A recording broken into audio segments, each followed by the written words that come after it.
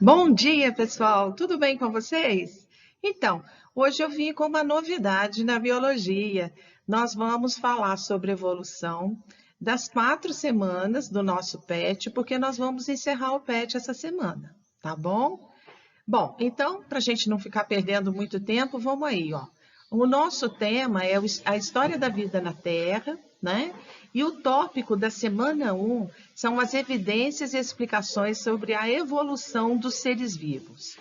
Que habilidade que você vai adquirir com esse estudo?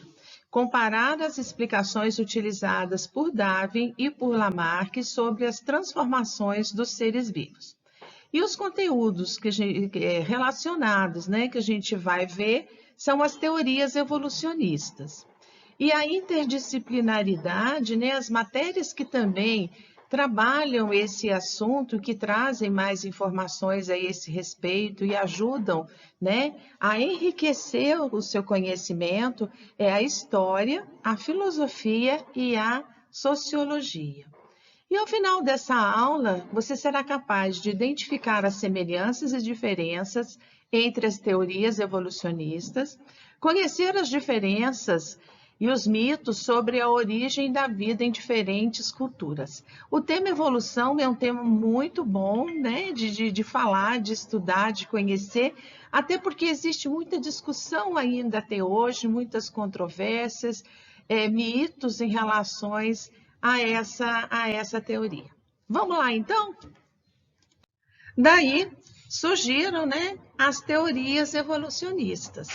A partir dos estudos, observando orquídeas, um famoso, né, evolucionista, estudo da evolução, o Charles Darwin, ele imaginou que deveria existir um inseto que tivesse uma estrutura bucal suficientemente longa para alcançar o néctar dessa flor. Então, agora nós vamos falar sobre o lamarquismo. No início do século XIX, o naturalista Jean-Baptiste Pierre-Antoine de Monnet, Chevalier de Lamarck, ou simplesmente Lamarck, sugeriu um mecanismo para explicar a transformação das espécies. A tese de Lamarck, ela se expressa com detalhes no livro Filosofia Zoológica, publicado em 1809, contrariando as ideias fixistas da época, né? O francês ele defendia que os organismos atuais surgiram de outros mais simples, olha aí a novidade surgindo, e teriam uma tendência a se transformar gradualmente em seres mais complexos. Os seres mais simples, por sua vez, poderiam surgir por geração espontânea, e sua evolução seria de acordo com Lamarck, guiada por necessidades internas dos organismos. Atualmente, Lamarck é menos reconhecido por ter sido um evolucionista que se opunha às ideias fixistas da sua época, do que por ter defendido duas leis que explicam os mecanismos de transformação dos seres vivos. Seria a lei do uso e do desuso e a lei da herança dos caracteres hereditários. Vale lembrar que na época de Lamarck era comum a crença nessas leis, que além de não terem sido criadas por ele, tinham um papel secundário em sua teoria. O seu trabalho, de 1809, tem uma composição teórica ampla sobre a progressão dos seres vivos. Porém, apenas duas leis dentro dessa rede teórica acabaram recebendo um destaque maior. São elas, né? O desenvolvimento e atrofia dos órgãos pelo uso e pelo desuso, né? O uso de determinada parte do corpo faz com que elas se desenvolvam e o desuso faz com que elas se atrofiam. Então, esse seria o enunciado da lei do uso e do desuso. Trocando em miúdos, né? Aquele órgão que é mais utilizado, ele se desenvolveria, segundo a teoria do Lamarck, né? E se esse órgão parasse de ser utilizado, ele se atrofiaria, né? Bom, a segunda seria a lei da transmissão dos caracteres hereditários, ou seja, aquelas características que os indivíduos adquirem em sua vida são passadas aos seus descendentes. Então, vamos supor, um atleta, né, que se desenvolve, que desenvolve muitos músculos, que trabalha muito a questão muscular. Então, ele ficaria com esses músculos bastante desenvolvidos. E quando ele tivesse um filho, né, ele ia passar já essa característica adquirida para a sua descendência, para o seu filho, né? Bom, um dos exemplos mais clássicos dessas leis é a herança do pescoço da girafa, né? Reproduzida aqui o trecho da obra de Lamarck, em que ele relata o seguinte, que a girafa, ela vive em lugares onde o solo é quase invariavelmente seco e sem capim. Obrigada a comer folhas e brotos no alto das árvores. Ela é forçada continuamente a se esticar por cima. Então, esse hábito mantido por longos períodos de tempo, todos os indivíduos da raça, resultou nas pernas interiores mais longas que as posteriores e o pescoço tão alongado, né, que a girafa pôde levantar a cabeça a uma altura de 5 metros sem tirar as pernas anteriores do chão. Bom, como é que é isso daí? Então, nós temos aqui, né, uma ilustração.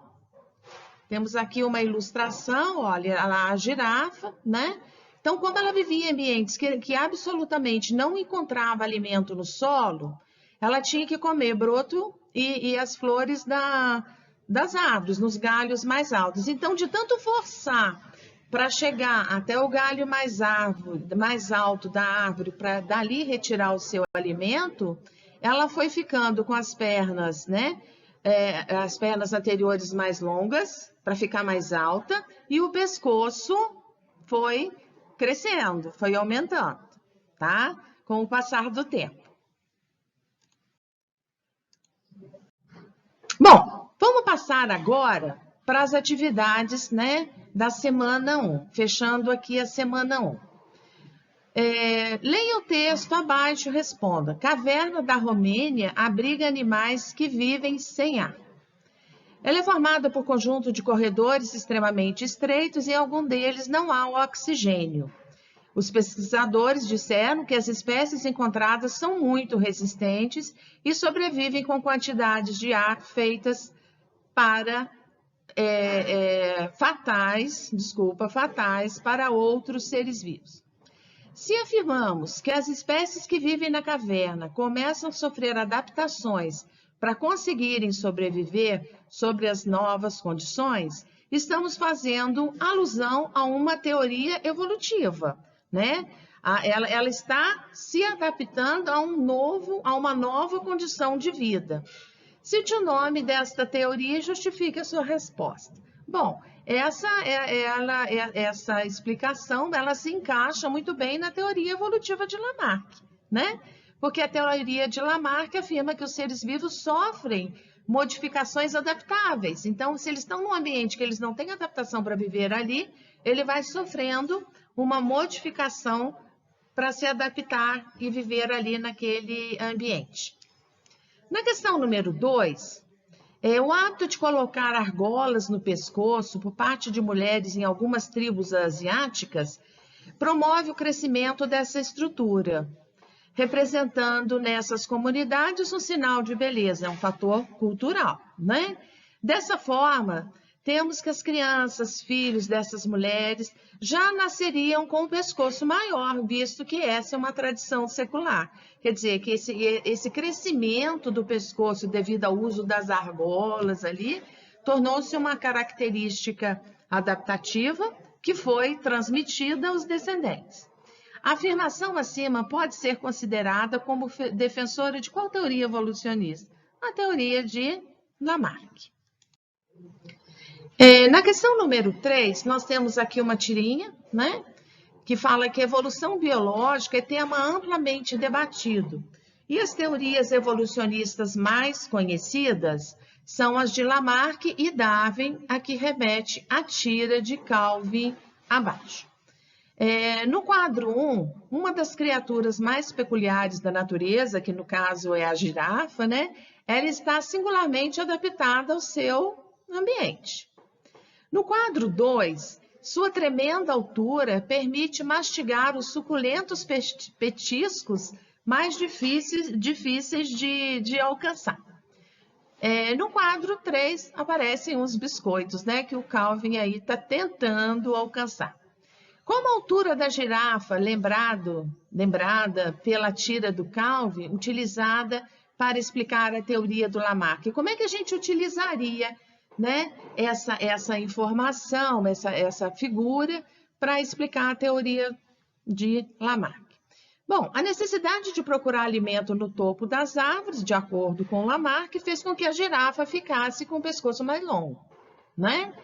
Essa característica do pescoço comprido seria transmitida aos seus descendentes, segundo a lei da transmissão das características adquiridas. Só aí a gente já consegue falar sobre as duas leis da teoria de Lamarck, que seria a lei do uso e do desuso, né? E a lei dos caracteres adquiridos. Na semana 2, né?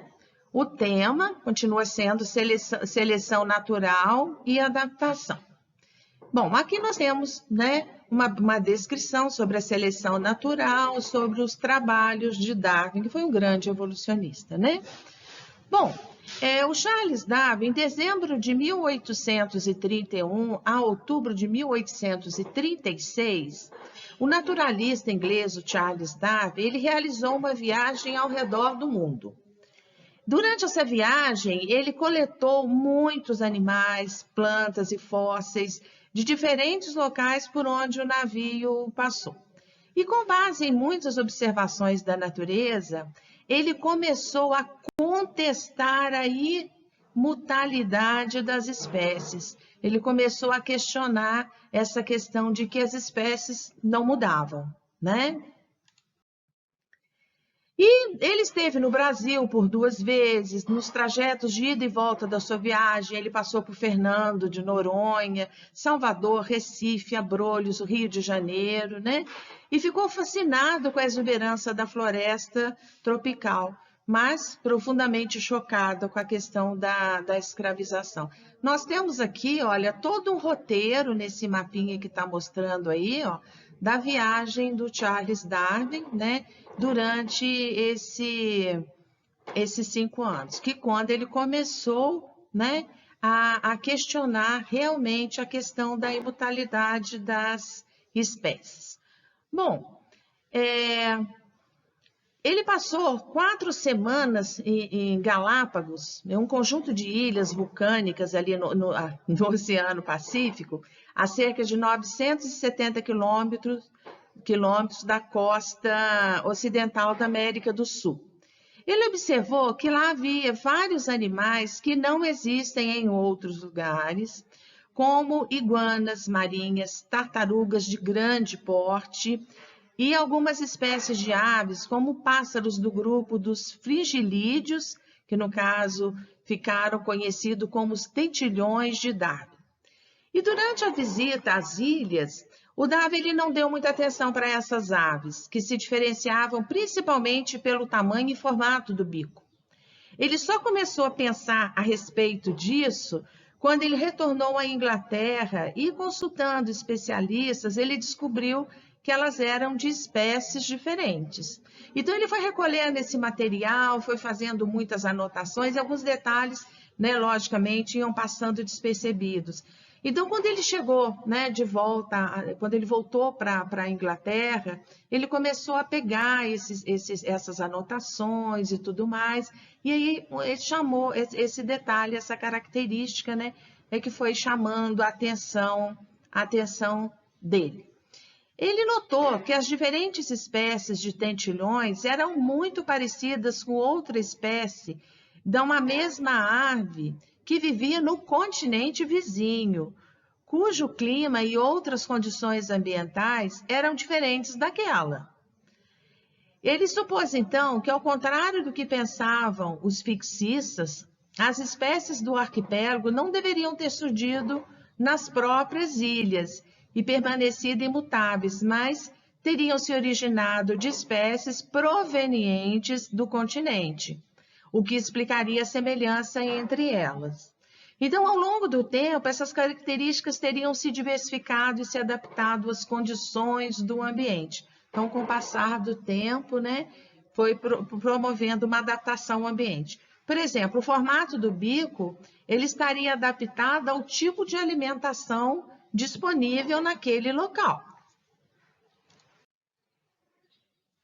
Os grandes questionamentos que surgiram, então, foram: por que as ilhas do arquipélago, que apresentavam solo e clima muito semelhantes, não tinham a mesma flora e a mesma fauna? Por que elas apresentavam flora e fauna muito parecidas com as existentes nas regiões continentais vizinhas, do que parecidas entre si? E por que, como Darwin teve a chance de observar, havia duas espécies de ema em regiões tão próximas da América do Sul? Era difícil responder a essas e as outras perguntas com base no fixismo. O fixismo não tinha resposta para elas, né? No entanto, era possível respondê-las caso se admitisse que as espécies semelhantes seriam descendentes de uma espécie ancestral comum existente no passado e teriam surgido por meio de uma série de modificações. Essa ideia de descendência com modificação a partir de um ancestral comum defendido por Darwin, né? Então, o Darwin e o Lamarck, vamos dizer assim, eles tinham a mesma ideia a respeito da mutabilidade das espécies. Os dois consideravam que havia uma mudança, uma evolução nas espécies, que elas não seriam imutáveis.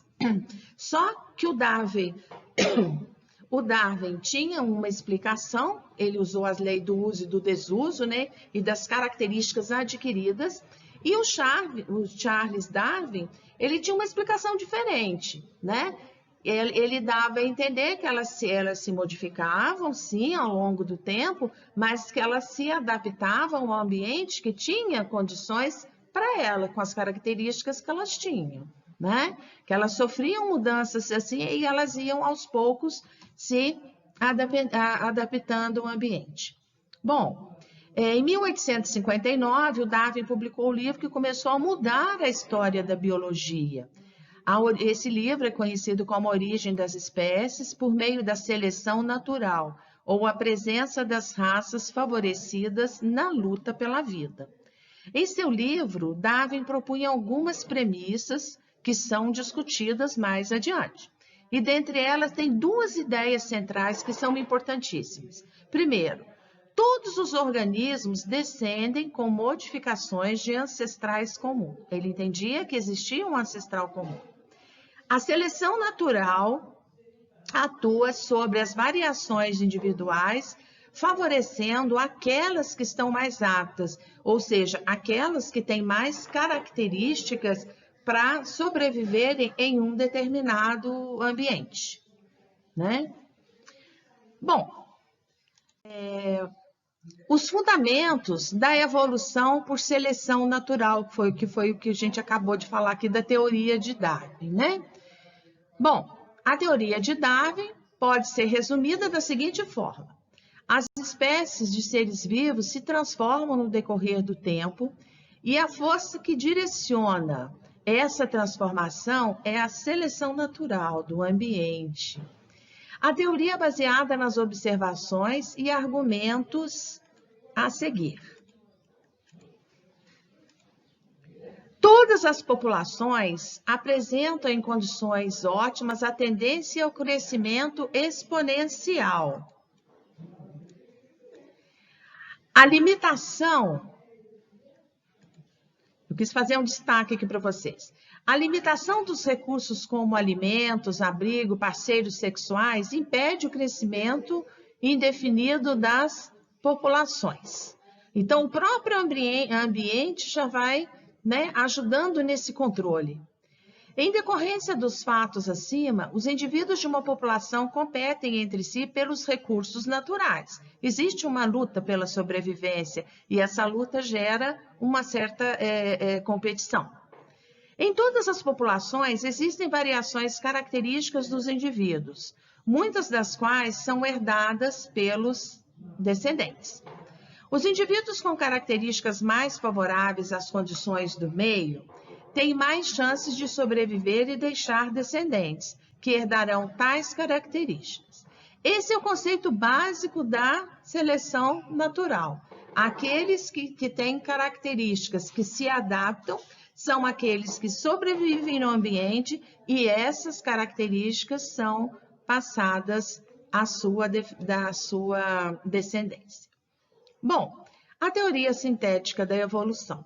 E com o redescobrimento em 1900 dos trabalhos de Mendel com ervilhas e a discussão sobre as mutações gênicas, né, que a gente já estudou lá em genética, surgidas na época dos adeptos da genética,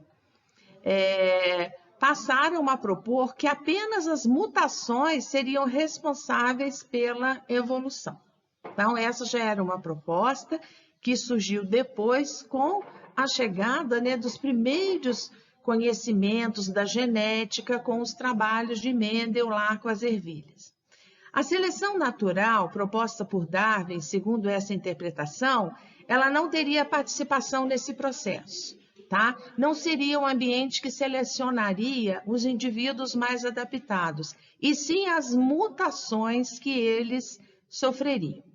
Somente mais tarde, vários pesquisadores voltaram a dar importância à seleção natural e a relacionar as contribuições da genética, da paleontologia e da sistemática em uma nova teoria que ficou conhecida como teoria sintética da evolução.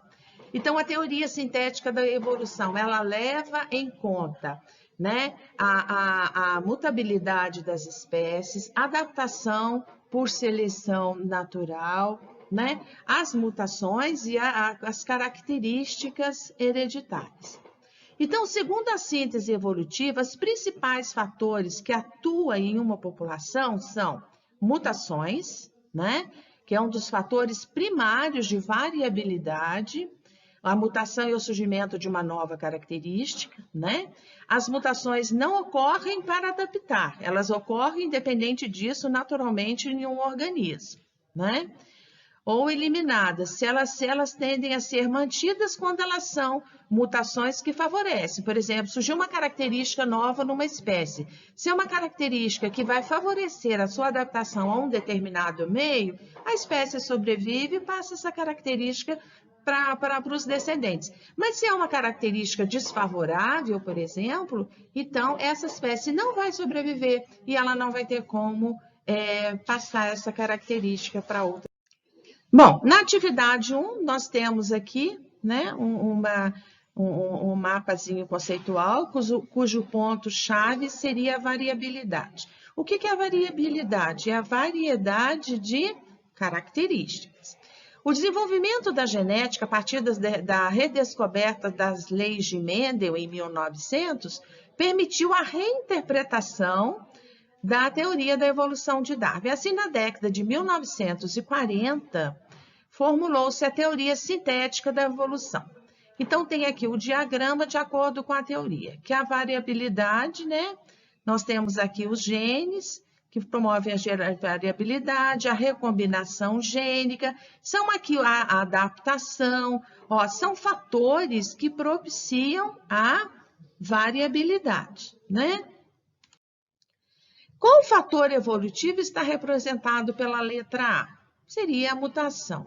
Que mecanismos produzem recombinação gênica?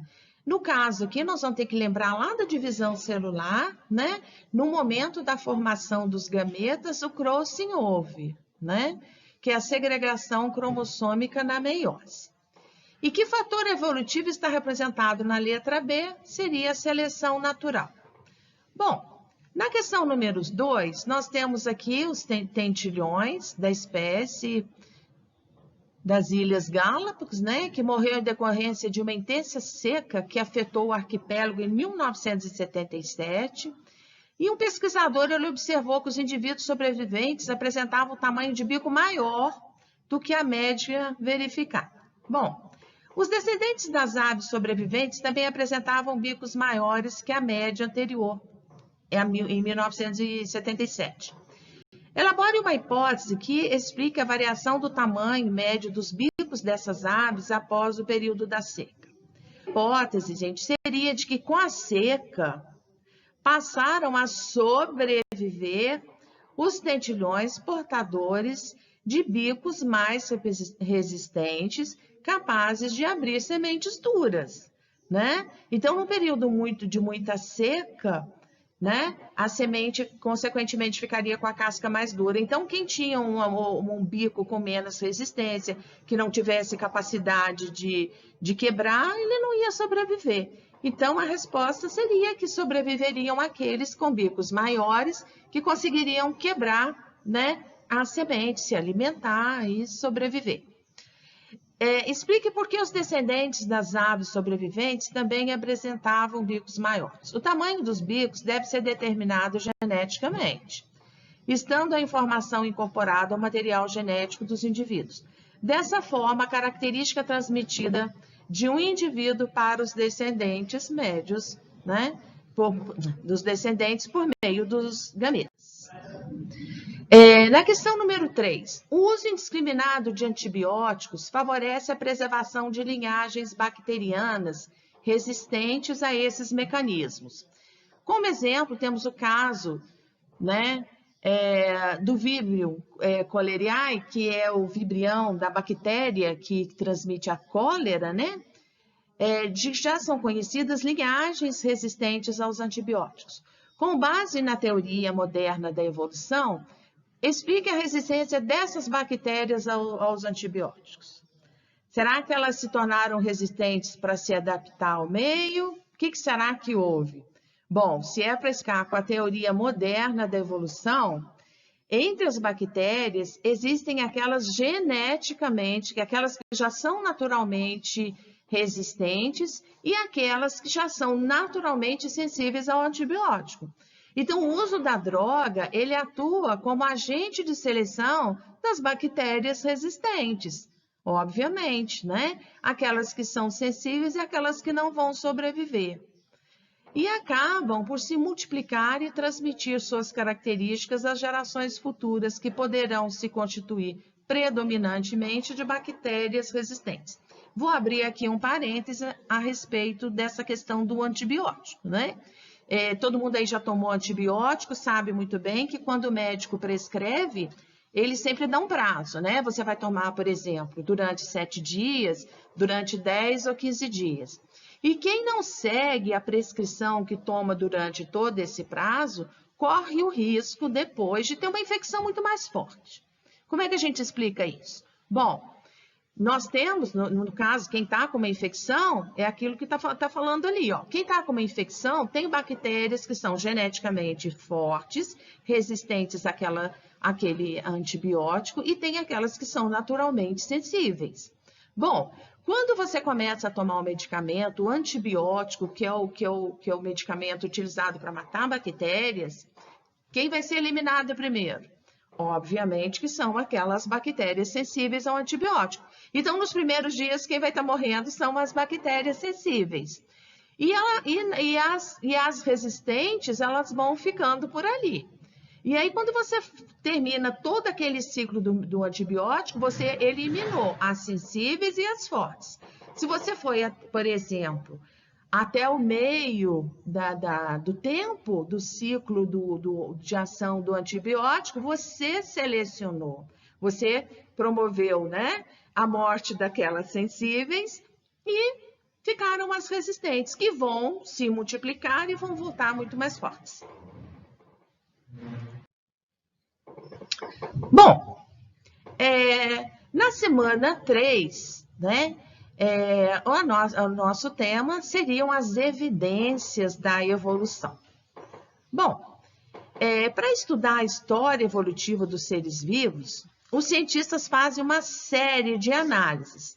Bom, eles fazem análises anatômicas, da anatomia do corpo, como é que é, embriológicas, né, do período de embrião, fisiológicas relacionadas ao funcionamento e moleculares, no caso, análises de DNA entre os organismos atuais. Então, são várias as características que são analisadas quando se procura uma evidência evolutiva de uma espécie. Além disso, eles estudam os fósseis também, né, que se formaram há milhões de anos a partir de seres vivos. Os amonites, por exemplo, foram moluscos marinhos com a concha formada por câmaras adicionadas conforme o animal crescia. O registro dos amonites apareceu pela primeira vez em rochas de 400 milhões de anos e estima-se que sua extinção ocorreu há 65 milhões de anos. Então, olha só, né? Eles trazem, os fósseis, eles dão uma contribuição muito grande para o estudo da evolução, né? E entender a evolução dos seres vivos, as suas relações de parentesco, exige análise de muitas evidências. É um estudo que tem que ser muito cuidadoso, né? E dentre elas destacam-se os fósseis, as homologias, os órgãos vestigiais, os dados moleculares e a embriologia. Bom, os fósseis, né? Estudando os fósseis de ossos das pernas de um animal, por exemplo, podemos ter ideia da sua altura, do seu peso. Os dentes podem indicar o tipo de alimentação, pois cada animal possui adaptação a um ambiente, né, em que vive determinado estilo de vida. Por exemplo, os carnívoros têm dentes geralmente pontiagudos e afiados às presas, né, que parecem mais desenvolvidas, o que lhes permite prender, perfurar e comer a carne. Então, o estudo dos fósseis dá uma contribuição enorme, né, para o estudo da evolução. A homologia. Estruturas homólogas são aquelas que derivam de estruturas já existentes em um ancestral comum, exclusivo, podendo ou não estar modificada para exercer uma mesma função. São exemplo de estruturas homólogas os ossos dos braços dos seres humanos, dos membros anteriores dos cavalos, das asas dos morcegos e das nadadeiras das baleias. Eles são homólogos porque eles derivam de ossos de membros anteriores presentes no grupo ancestral que deu origem a todos esses mamíferos. E nesses casos, como essa estrutura não desempenha a mesma função, para cada animal, esse osso anterior tem uma determinada função, eles são chamados de órgãos homólogos, né? E desempenham a mesma função nos organismos mencionados, e aí a gente vai falar que isso aí é uma divergência evolutiva, quer dizer que um ancestral comum, né, aquele osso foi originado de um ancestral comum, e com o passar da evolução foram surgindo novas características e as espécies foram se adaptando com essas novas características, né, de um mesmo órgão. Então, esse mesmo órgão, ele passou a desempenhar funções diferentes.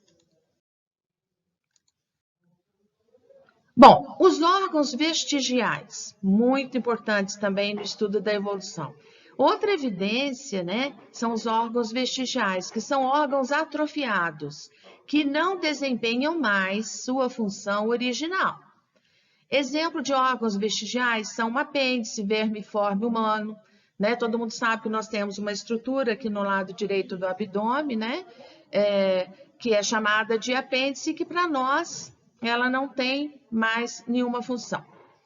A presença dos ossos vestigiais de membros posteriores em baleias e serpentes indica que esses animais descendem de espécies com pernas que se adaptaram ao novo modo de vida. Nas baleias, a perda dos membros posteriores diminuiu o atrito com a água, tornando mais eficiente o deslocamento do animal no ambiente. Nas serpentes, essa perda pode ter facilitado o desenvolvimento delas por fendas estreitas entre pedras e sua entrada.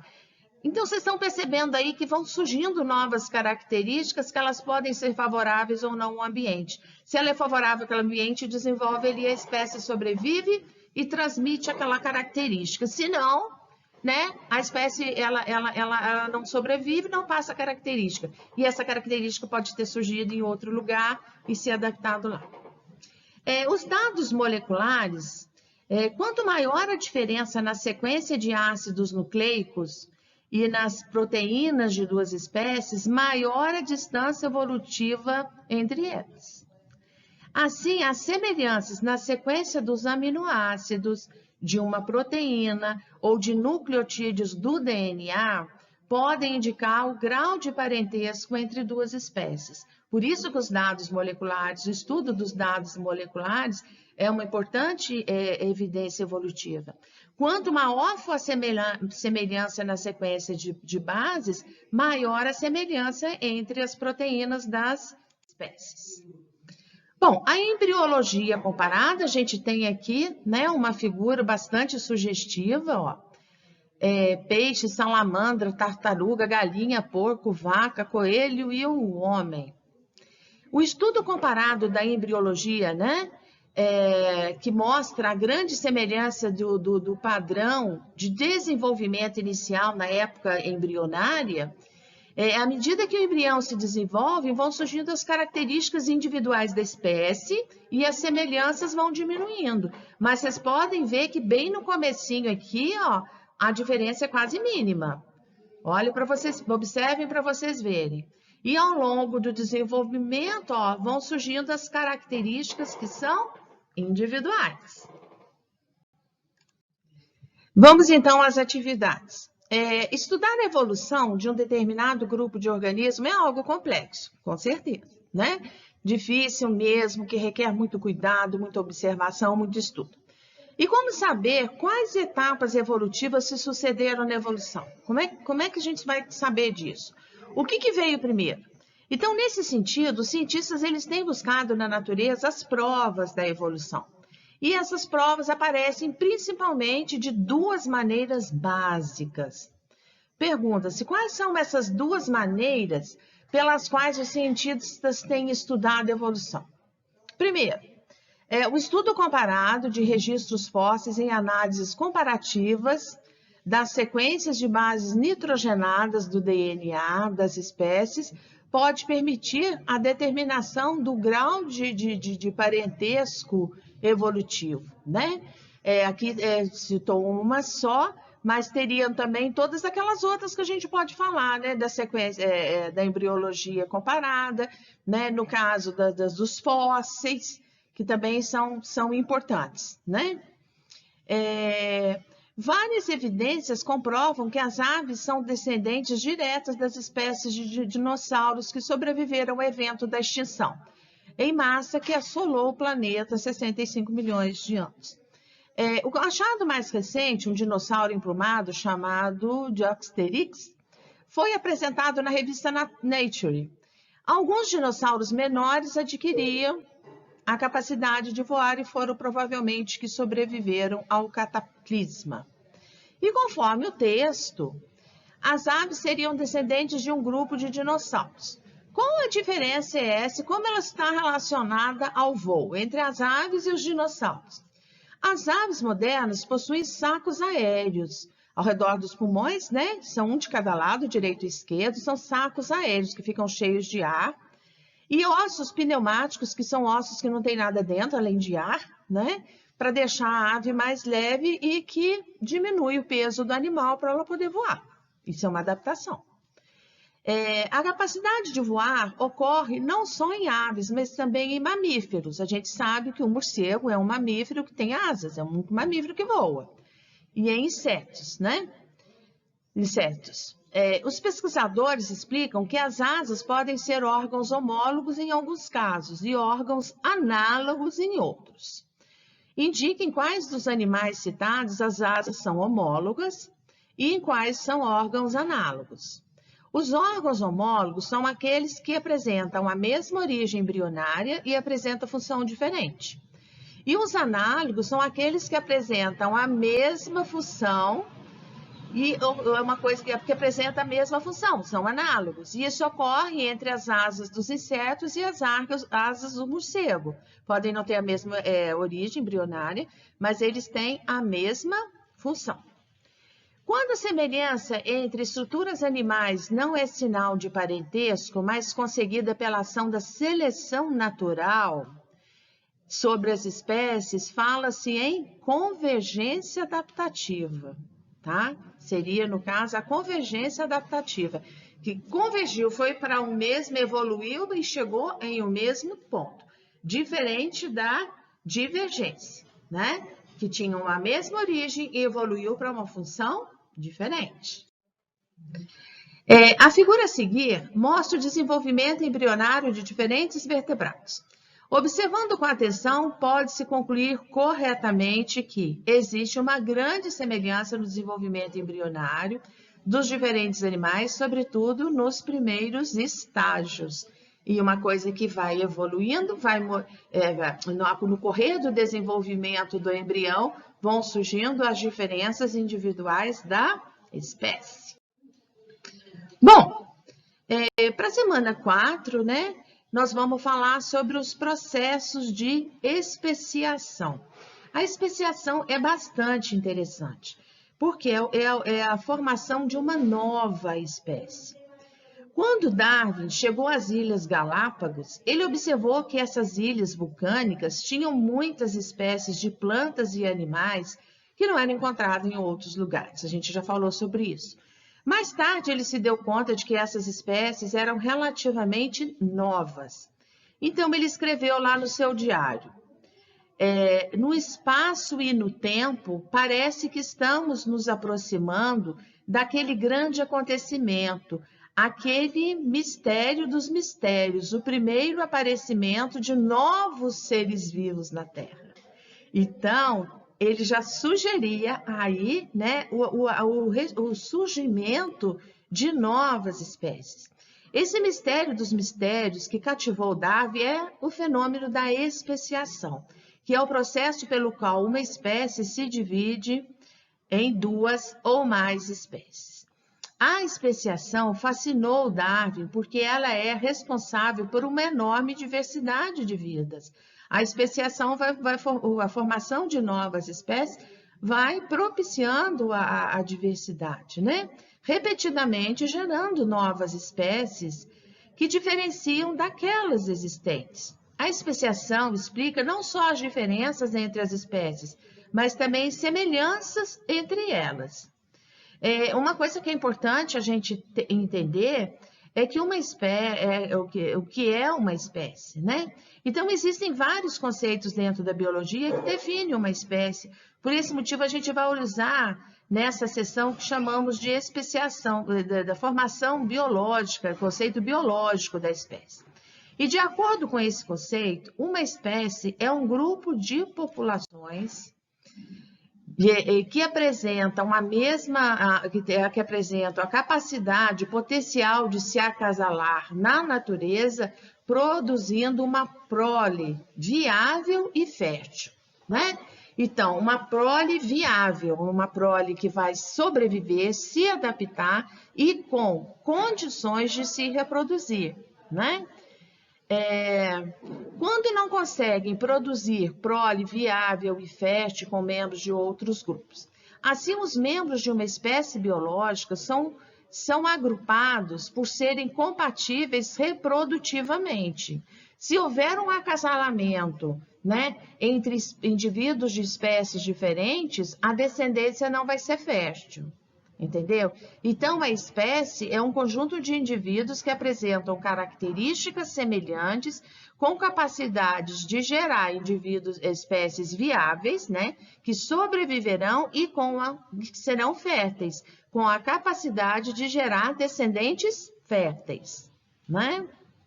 Bom, nós temos a especiação alopátrica. Nesse tipo de especiação, também conhecido por especiação geográfica, ou ainda dadogênese, as novas espécies se formam quando uma população é dividida, quando ela é separada em um em 2 ou mais grupos por uma barreira geográfica.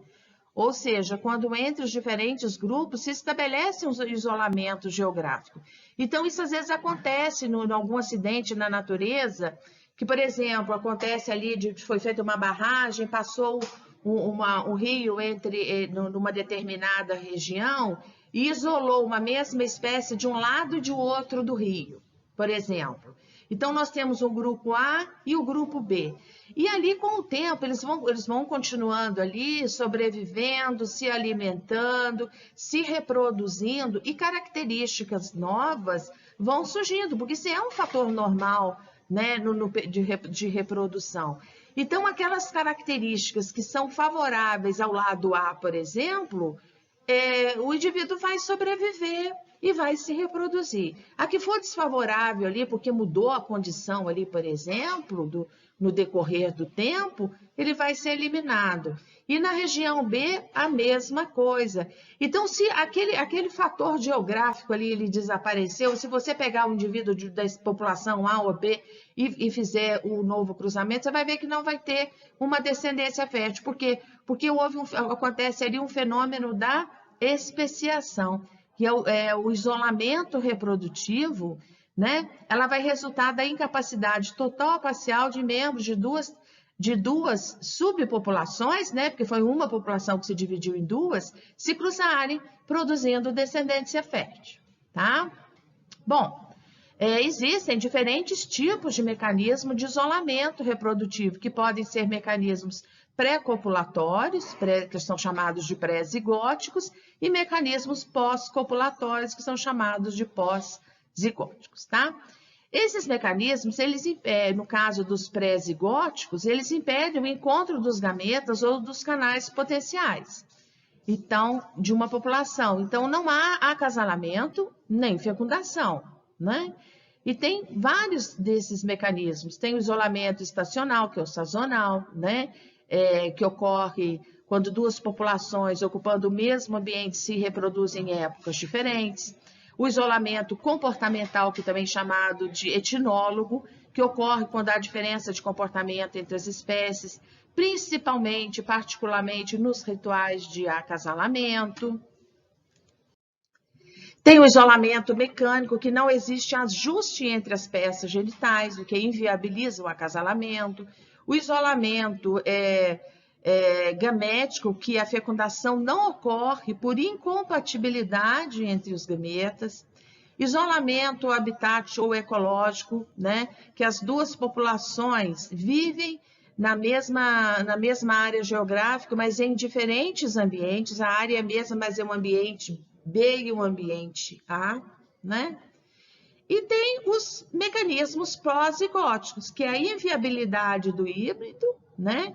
Que as diferenças genéticas entre os híbridos de duas populações impedem os genes de atuarem de forma coordenada. A esterilidade do híbrido, né? Que no caso é viável, mas não é capaz de produzir gameta funcional. Bom, tem também a especiação simpátrica, né, que ocorre em populações que vivem numa mesma área, como as barreiras reprodutivas se formam em populações simpátricas, já que seus membros permanecem em contato. Embora esse contato torne a especiação simpátrica mesmo comum que a alopátrica, a especiação simpática pode ocorrer se o fluxo gênico for reduzido por fatores como poliploipedia, diferenciação de ambiente, seleção natural. Vamos lá para as atividades. Pássaros azuis estão representados na ilustração que também destaca os aspectos da biologia e da nomenclatura biológica. Considerando a possibilidade desses animais ocorrerem em condições de simpatria, explique por que constituem entidades biológicas distintas, diferentes. Bom, tais aves continuadas espécies biológicas distintas, pois estão isoladas reprodutivamente, né? Na questão número 2, diferentes espécies de peixes herbívoros marinhos do mesmo gênero são encontradas nas regiões tropicais do Oceano Atlântico, tanto na costa do continente americano quanto na costa do continente africano. Após estudos sobre esse grupo, foi possível elaborar o diagrama e o quadro onde as espécies supostamente distintas, diferentes, né, foram representadas por diferentes letras. Então, aqui a gente tem toda uma relação das espécies. Bom, considerando o mecanismo de especiação, como poderia ser explicado o surgimento de espécies C e D a partir de uma espécie ancestral? Bom, as populações da espécie ancestral foram isoladas geograficamente. Ocorreu um isolamento geográfico. E depois as populações acumularam diferenças genéticas, né? Porque elas sobreviveram em ambientes diferentes, numa mesma área, mas em ambientes diferentes, resultantes de mutação e seleção natural.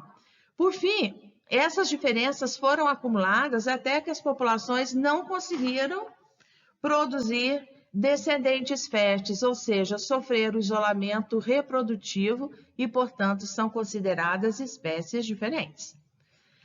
Das espécies citadas, qual delas mais se assemelha à ancestral? A espécie que está na letra E. Que tipo de relação, interação ecológica pode ocorrer entre D e E? A competição interespecífica é uma competição entre espécies diferentes.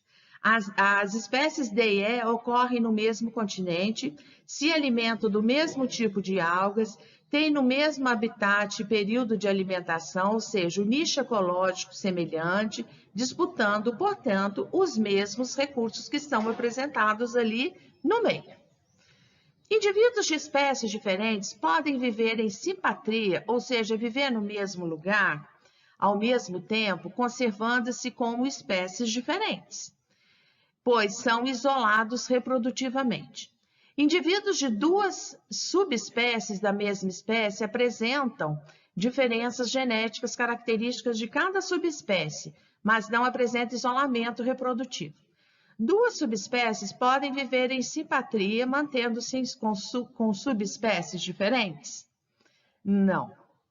Em simpatria, sem isolamento reprodutivo, ocorreria um fluxo gênico que eliminaria as diferenças genéticas existentes nessas subespécies. Uma das hipóteses sobre a origem dos tentilhões atuais existentes nas Ilhas Galápagos supõe que eles descendem de um único tipo de tentilhão ancestral, que emigrou do continente para as ilhas. O esquema a seguir representa a evolução desses pássaros. Olha aqui, reparem bem. Escreva o nome do processo que levou ao aparecimento de todas as espécies atuais a partir de um ancestral comum. Seria a irradiação adaptativa, que no caso é a especiação parapátrica, né? Escreva o nome do processo que originou as variações notadas na forma e tamanho dos bicos em diferentes ambientes e ajustados a diferentes tipos de alimentos. Mutação seguida de seleção natural. A mutação naturalmente acontece, a seleção também, promovendo a evolução daqueles indivíduos que mais se adaptaram ao ambiente. Cite dois mecanismos que poderiam impedir as espécies A e B de se tornarem uma única espécie. Conceitue um desses mecanismos. Isolamento geográfico, né? E isolamento reprodutivo. O isolamento reprodutivo é a incompatibilidade reprodutiva entre eles. O isolamento geográfico é a separação física das populações, impedindo que os indivíduos das populações entrem em contato.